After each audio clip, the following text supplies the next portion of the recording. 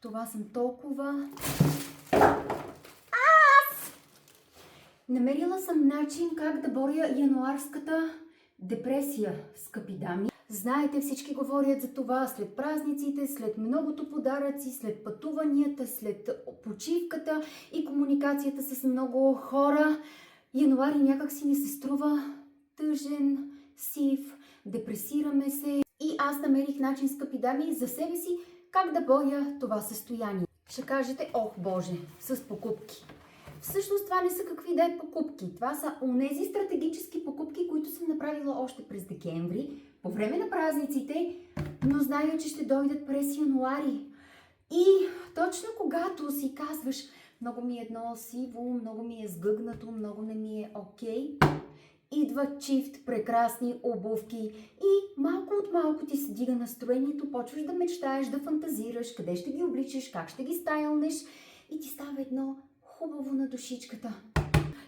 Сега, скъпи дами, ще ви покажа една моя такава стратегическа покупка. Аз я отворих вече и мисля, че съм в състояние да вдигна и вашето настроение. Джил Сандърс, скъпи дами, грабна сърцето ми при тази покупка. Обувки, но не какви да е.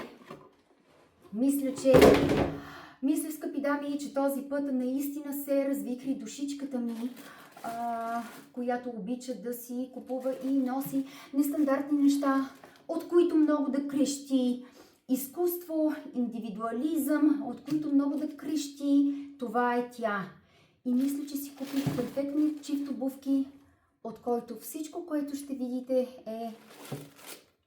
Това съм толкова...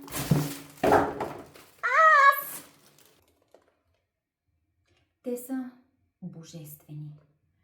Те са фантастични. О, да, ще приема тази покана.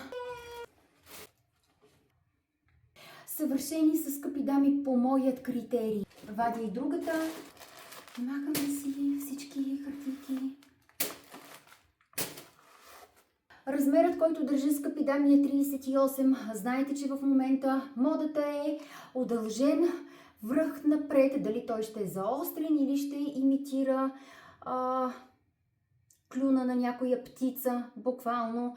Няма никакво значение, но това е тенденцията.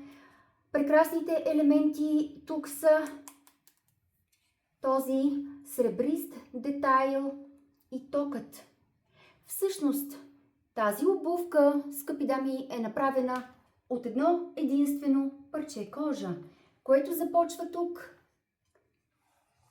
цялата обувка и завършва отново тук. Това е майсторство.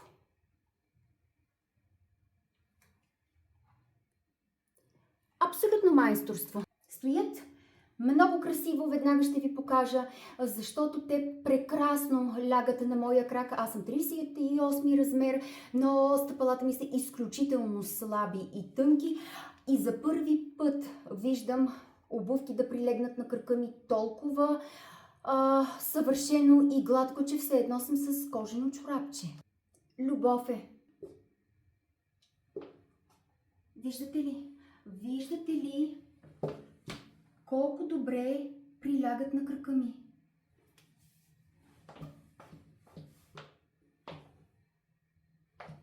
Стоят невероятно. Още в следващото видео ще ви ги стайлна, скъпи дами, ще ви ги стайлна по два начина.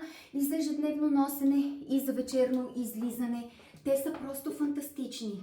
Казах ли ви, че имам как да боря януарската депресия, скъпи дами? Ето по този начин. Аз съм влюбена в тях. Вие смело ми напишете обаче, харесвате ли ги или не. И ще се видим утре, когато ще ви ги покажа в пълнията им блясък в две готови визии. И не забравяйте да ми споделите, имате ли си вие, а би било чудесно да ми изпратите и снимки на ваши обувки, които смятате, че са изключително артистични, много нестандартни и си ги носите с кеф, самочувствие и гордост. Ами това беше от мен. И както обичам да казвам, хич не беше малко. А другото вече си го знаете. До скоро!